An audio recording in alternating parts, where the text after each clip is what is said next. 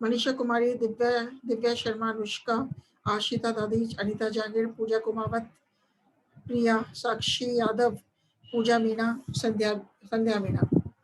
ये करते हैं अपन।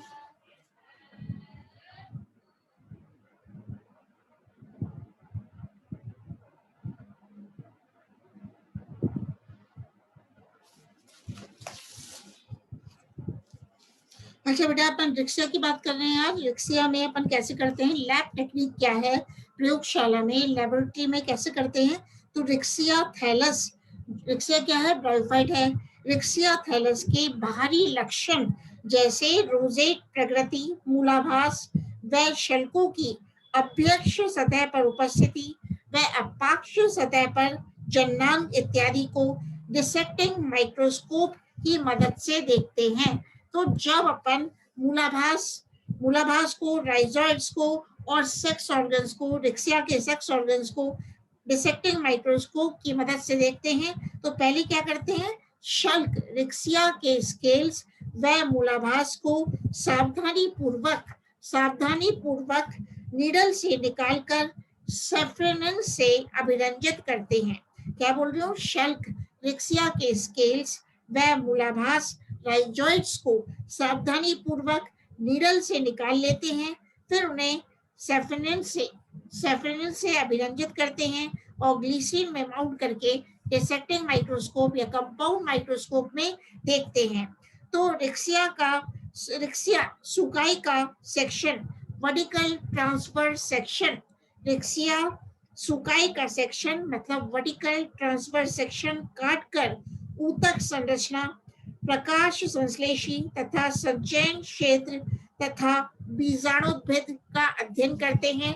और स्पोरोफाइट को भी, रिक्शा के बीजाणुद्भिद को भी अपन पहले सेफिनिन नामक सॉल्यूशन से स्ट्रेन करते हैं, अभिरंजित करते हैं, और सेफिनिन से अभिरंजित करने के बाद ग्लिसरीन में माउंट करके अपन डिसेक्टिंग माइक्रोस्कोप में देखते हैं। तो क्या देखते हैं, पहले क्लासिफिकेशन क्या है रिक्शा का। तो देखो बेटा, क्लासिफिकेशन रिक्शा क्या है, रिक्शा हिप्पैटिकोप्सिडा का सदस्य है और ये लैटिन भाषा के शब्द हिप्पैटिका से लिया गया है, जिसका अर्थ यकृत लिवर होता है, और यह वर्ग लिवर वर्ड कहलाता है। अब अपन क्लासिफिकेशन किसमें लिखते हैं, प्रैक्टिकल फाइल में लिखते हैं। तो रिक्शा का क्लासिफिकेशन जो आपको लिखना होता है, तो किस डिवीजन में, प्रभाग में रिक्शा को रखा है, ब्रायोफाइट। क्यों रखा है, क्योंकि प्रमुख पादप युग्मकोद्भिद थैलस या पर्नेल होता है, ठीक है, या पर्नेल होता है। तो रिक्शा को कौन से डिवीजन में रखा है, ब्रायोफाइटा में, क्योंकि प्रमुख पादप युग्मकोद्भिद थैलस या पर्नेल होता है, सत्य मूल अनुपस्थित होती है, वह रिक्शा में मूलाभास राइजॉइड्स उपस्थित होते हैं, वह रिक्शा में संवहन ऊतक अनुपस्थित होते हैं, और निषेचन जल की उपस्थिति में होता है, निषेचन जल की उपस्थिति में होता है, और बीजाणुद्भिद में अर्धसूत्री विभाजन द्वारा अगुणित बीजाणुओं का निर्माण होता है। और कौन सी वर्ग में, कौन सी क्लास में रिक्शा को रखा है, हिप्पैटिकोप्सिडा में। क्यों रखा है रिक्शा को हिप्पैटिकोप्सिडा में, तो अब ये भी आप प्रैक्टिकल फाइल में लिखोगे, क्योंकि पादप सुखाए पृष्ठाधरीय या पर्नेल होता है, और रिक्शा में लैंगिक जनन विषम युग्म की प्रकार का होता है, वह मादा व नर जनन अंग पुंधानी व स्त्रीधानी। रिक्शा में बहुकोशिकीय मल्टीसेलुलर स्टेराइल बंधे जैकेट से आवृत रहते हैं, और सरल अथवा जटिल प्रकार का बीजाणुद्भिद रिक्शा में पाया जाता है। संपुटिका, सीटा व फुट में विभेदित हो सकता है। इलेटर्स उपस्थित होते हैं रिक्शा में। रिक्शा को वर्ग हिप्पैटिकोप्सिडा में क्यों रखा गया है, क्योंकि इलेटर्स उपस्थित अथवा अनुपस्थित हो सकते हैं। और कौन से गण में, कौन से ऑर्डर में रिक्शा को रखा है, तो ऑर्डर है बेटा मार्केंशियल्स। मार्केंशियल्स में क्यों रखा है, क्योंकि रिक्शा का सुकाय, रिक्शा का थैलस द्विभाजी होता है, डाइकोटोमसली ब्रांच्ड होता है, वह शयन होता है। वायु प्रकोष्ठ सुकाई की अपाक्ष सतह पर उपस्थित होते हैं, और ऑस्टियोल युक्त वायु प्रकोष्ठ में फोटोसिंथेटिक फिलामेंट्स प्रकाश संश्लेषी तंतु पाए जाते हैं। जनन अंग धसे हुए अथवा स्पष्ट धानी पर उपस्थित होते हैं। कैप्सूल की भित्ति एक स्तरीय होती है। अब कौन से कुल में रेक्सिया को रखा गया है? तो फैमिली है रेक्सिएसी, क्योंकि लंबे व सकड़े वायु प्रकोष्ठ सुकाय की अपाक्ष सतह पर उपस्थित होते हैं। जनन अंग मध्य शिरा पर उपस्थित होते हैं। जनन अंग प्रकोष्ठ में उपस्थित होते हैं। अब किसकी बात कर रहे हैं? वंश है रेक्सिया, जीनस है रेक्सिया।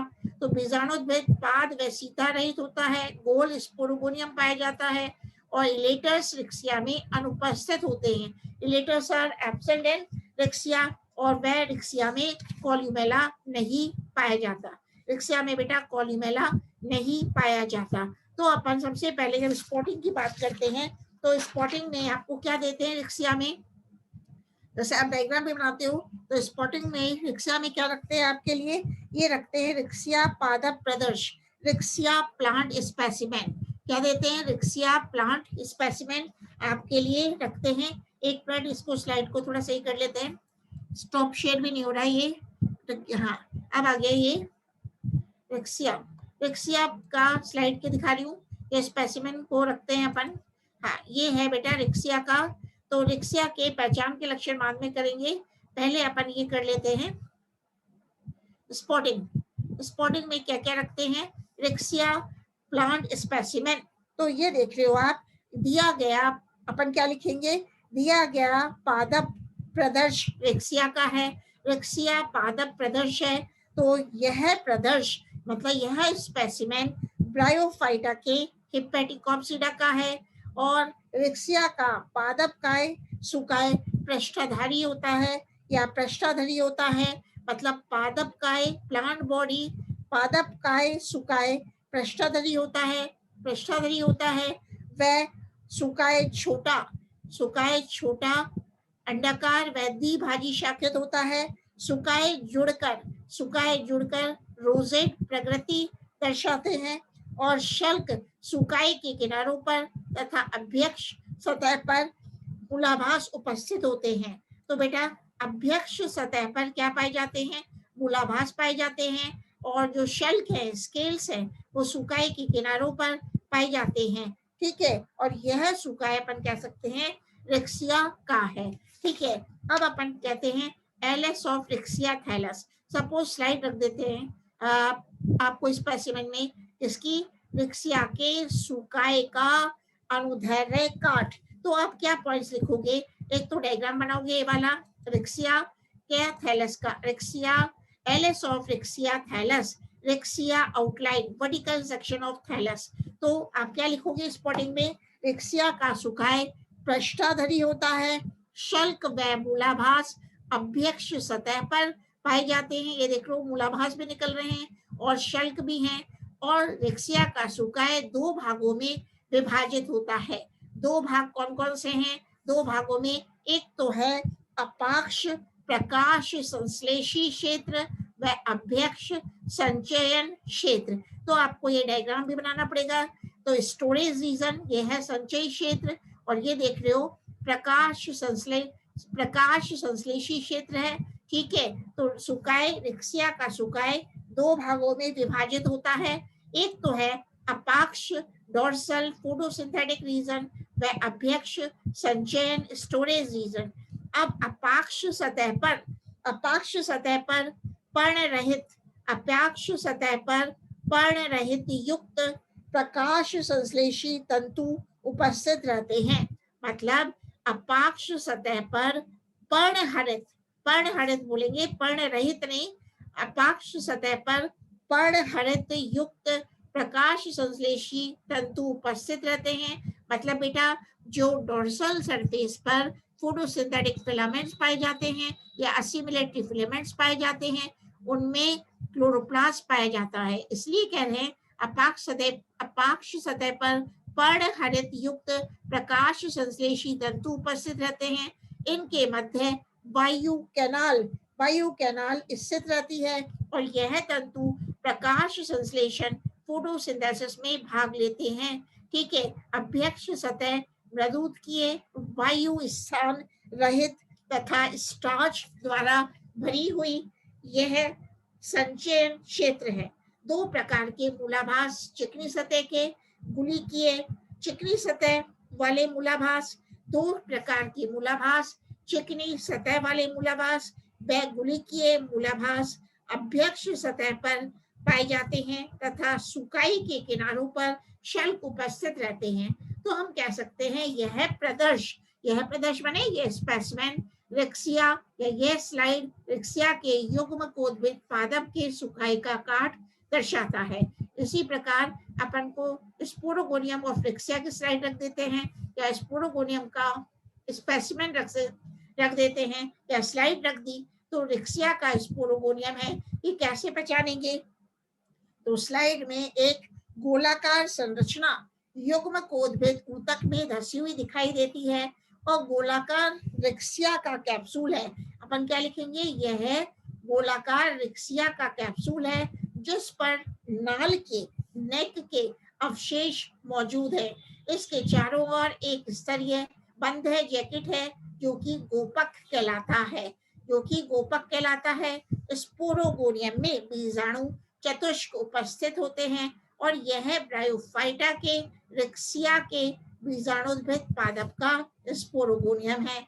अब लास्ट में जो अपन लिखते हैं तो रिक्सिया पहचान के लक्षण कैसे पहचाना कि दिया गया ब्रायोफाइट रिक्सिया ही है, मार्केशिया नहीं है, एंथोसिरोस नहीं है। तो क्या लिखेंगे? रिक्सिया पहचान के लक्षण।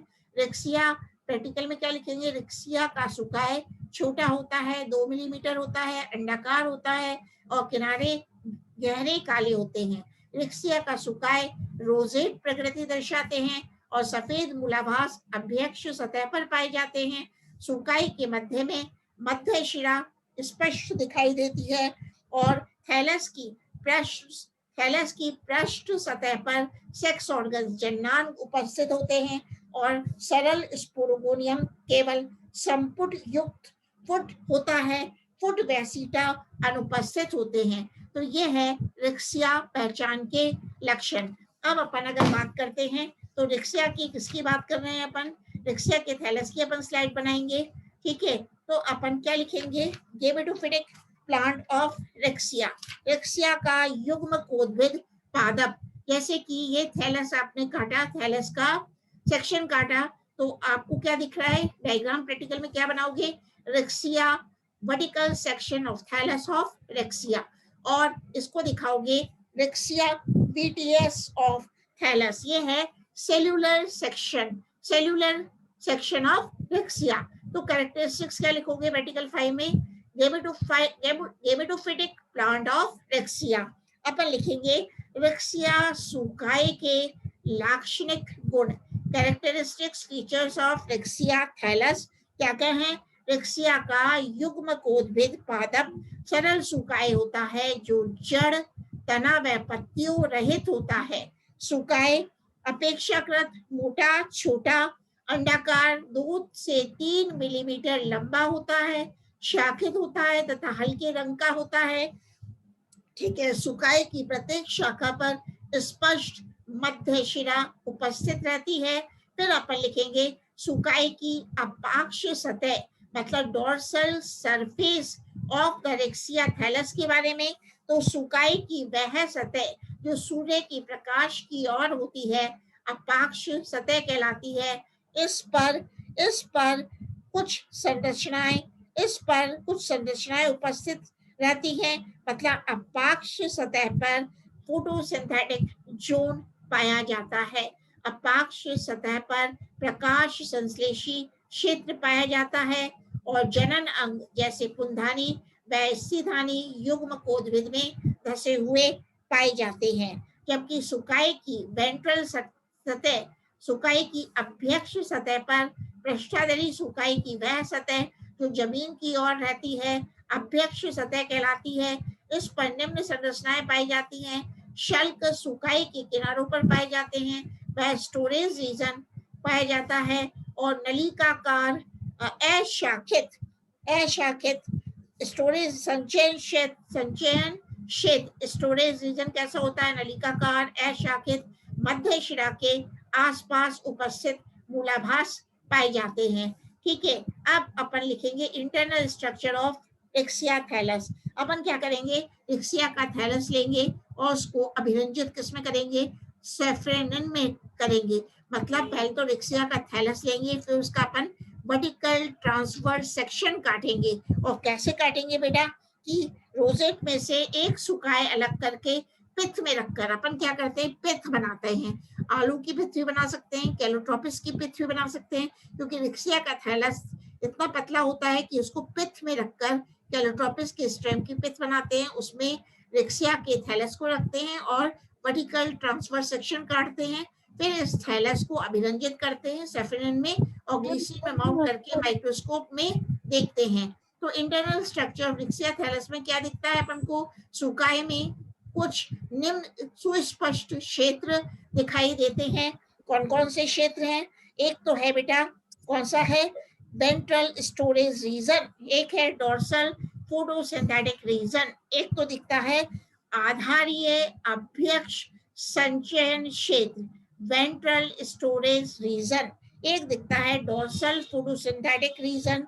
तो डोर्सल फोटोसिंथेटिक रीजन कैसा है, यह क्षेत्र क्लोरोफिल युक्त कोशिकाओं की अनेक उदग्र पंक्तियों से बना होता है। प्रत्येक में 8 से 10 कोशिकाएं एक के ऊपर एक व्यवस्थित होती हैं, जो प्रकाश संश्लेषी तंतु कहलाते हैं। तो प्रत्येक पंक्ति की ऊपरी कोशिका बड़ी व हाईलाइन होती है, काचाब होती है, जो असतत बाह्य त्वचा निर्मित करती है। यह तंतु लंबी वायु कैनाल द्वारा अलग अलग व्यवस्थित रहते हैं। जैसे आप ये डायग्राम बनाओगे बेटा, ये डायग्राम में क्लियरली दिख रहा है, देखो रिक्सिया के थैलस में जो कि डीटीएस सेक्शन है, इसमें दो क्षेत्र मिलते हैं, एक तो है पेरेन्काइमेटस स्टोरेज रीजन, दूसरा है फोटोसिंथेटिक रीजन, जिसमें कि एयर चैम्बर्स पाए जाते हैं। और ये क्या दिखाई दे रहे हैं लंबे लंबे, ये हैं फोटोसिंथेटिक फिलामेंट्स, ये हैं एसिमिलेटरी फिलामेंट्स भी बोलते हैं इनको। ये क्या है, एसिमिलेटरी फिलामेंट्स या फोटोसिंथेटिक फिलामेंट्स। और इन एसिमिलेटरी फिलामेंट्स में क्लोरोप्लास्ट पाए जाते हैं। ठीक है, तो ये अपन ने रिक्सिया का थैलस प्रैक्टिकल फाइल में बनाते हो आप लोग। ठीक है, अब अपन लिखेंगे वेंट्रल स्टोरेज जोन के बारे में। तो यह है रंगहीन वायु स्थान रहित मृदुत्कीय क्षेत्र, जल, स्टार्च व अन्य भोज्य पदार्थ संचयित करता है। सबसे भीतरी परत में सुकाए आंतरिक बाह्य त्वचा निर्मित करती है, जिस पर मूलाभास व शल्क पाए जाते हैं। तो ये देख रहे हो आप, पेरेन्काइमेटा स्टोरेज रीजन है। इस पूरे डायग्राम को आप बनाओगे तो इस संचयी क्षेत्र में, जो कि किसका बना होता है, मृदुकीय कोशिकाओं का बना हुआ होता है, तो इसमें जल है, स्टार्च है व अन्य भोज्य पदार्थ संचयित रहते हैं, इसलिए इसे स्टोरेज रीजन कहते हैं। ठीक है, ये हो गया आपका इंटरनल स्ट्रक्चर ऑफ थैलस। अब प्रजनन, रिप्रोडक्शन, रिक्सिया में जनन कायिक व लैंगिक विधियों द्वारा होता है। तो अपन बात करते हैं सेक्सुअल रिप्रोडक्शन। तो रिक्सिया थैलस के अपाक्ष सतह पर मध्य खांच में अग्राभिसारी क्रम में नर व मादा जननांग अंग अंतर स्थापित रहते हैं। स्त्रीदानी का ऊपरी ग्रीवा वाला क्षेत्र थैलस में कुछ बाहर की ओर निकला रहता है। अब अपन देखते हैं, ये देखो बेटा, रिक्सिया एंथेडिया का डायग्राम आप प्रैक्टिकल कॉपी में बनाते हो, रिक्सिया आर्किगोनियम का व रिक्सिया स्पोरोफाइट का। तो अपन किसकी बात करते हैं, internal structure of antheridia of Riccia, Riccia की पुंधानी की आंतरिक संरचना, इसकी बात कर रहे हैं। तो पुंधानी के कक्ष में एक पुंधानी उपस्थित रहती है, पुंधानी के कक्ष में एक पुंधानी उपस्थित रहती है, जो बाहर की ओर पुंधानी छिद्र ऑस्टियोल द्वारा खुलता है। प्रत्येक पुंधानी क्लब आकार की लंबी बहुकोशिकीय तथा सैवरंत एक बंध्य परत द्वारा आवृत संरचना है, जिसमें उर्वर आयताकार कोशिकाएं उपस्थित रहती हैं। जिसमें देख लो बेटा, ये वाला डायग्राम आप बनाओगे रिक्सिया का, रिक्सिया एंथेडिया का। तो ये देख लो, Riccia antheridia is covered by antheridial jacket, और इसमें क्या रहते हैं, एंड्रोसाइट्स रहते हैं। एंड्रोसाइट्स मैंने अभी बोला ना, प्रत्येक पुंधानी क्लब आकार की लंबी होती है, इट इज मल्टीसेलुलर बहुकोशिकीय होती है, तथा सेवरंत एक बंधे परत द्वारा आवृत रहती है जिसमें उर्वर आयताकार कोशिकाएं, ये देख लो एंड्रोसाइट्स, एंड्रोसाइट्स उपस्थित होती हैं। तो ये आप प्रैक्टिकल फाइल में बनाओगे कि इसमें कोशिकाएं उपस्थित होती हैं और ये एंथेरिया एंथेरियल जैकेट से कवर्ड रहता है। और पुंधानी का व्रंत, ये जो डायग्राम में देख रहे हो, पुंधानी का व्रंत 2 से 3 कोशिकीय होता है। प्रत्येक कोशिका एक, प्रत्येक एंडोसाइट एक द्विकशाभिक पुंगणों में रूपांतरित हो जाती है। अब अपन देखते हैं internal structure of archegonia of Riccia. तो ये देखो रेक्सिया का आर्किगोनियम है, तो अपन इसमें भी क्या देखते हैं, internal structure of archegonium of Riccia. तो ये देखना है डायग्राम, इसका बनाते हैं प्रैक्टिकल फाइल में।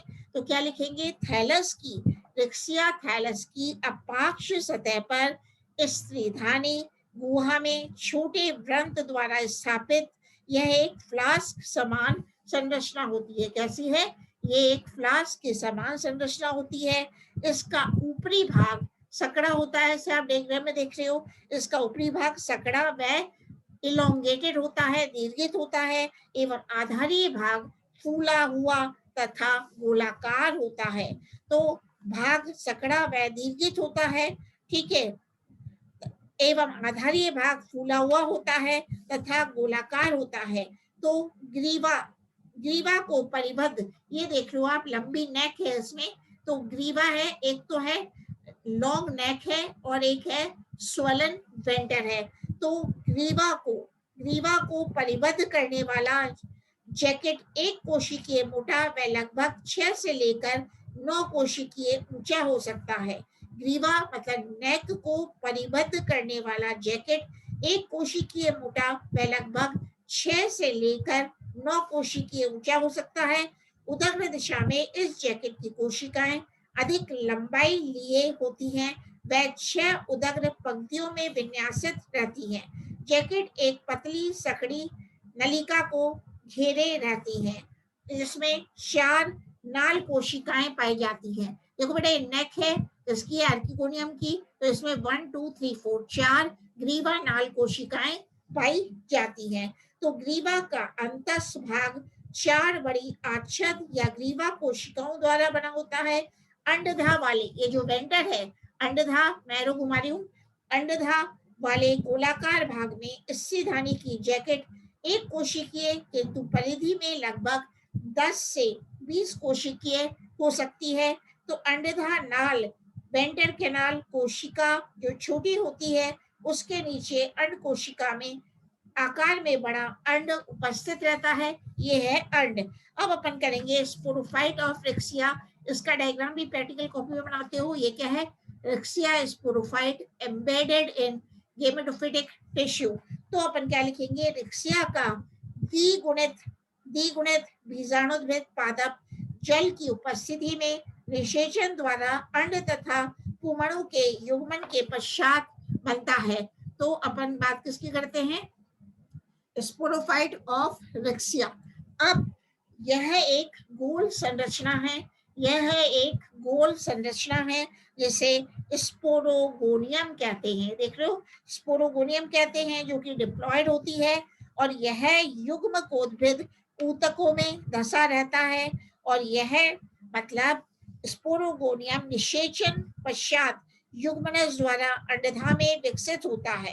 तो रेक्सिया के स्पोरोफाइट में बीजाणुद्भिद में पाद व सीटा, फुट व सीटा नहीं पाए जाते। आप देख रहे हो रेक्सिया का स्पोरोफाइट है जो आप प्रैक्टिकल कॉपी में बनाते हो, तो इसमें रेक्सिया के स्पोरोफाइट में फुट व सीटा आर एब्सेंट, फुट व सीटा अनुपस्थित होते हैं, जबकि कैप्सूल ही पाया जाता है।